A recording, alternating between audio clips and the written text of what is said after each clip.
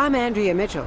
President Trump's choice to replace Nikki Haley at the UN, a former Fox and Friends anchor with no prior government experience before coming to the State Department last year. She's very talented, very smart, very quick, and I think she's going to be respected by all. If confirmed, Heather Nauert will be going up against veteran diplomats like Russia's UN ambassador, and following in the footsteps of high-powered figures like George H.W. Bush and Madeleine Albright. We don't need a broadcaster. We need a diplomat, someone who will go to work on behalf of the United States of America. Nauert has had her missteps, seeming to praise Germany's role in World War II. Tomorrow is the anniversary of the D-Day invasion.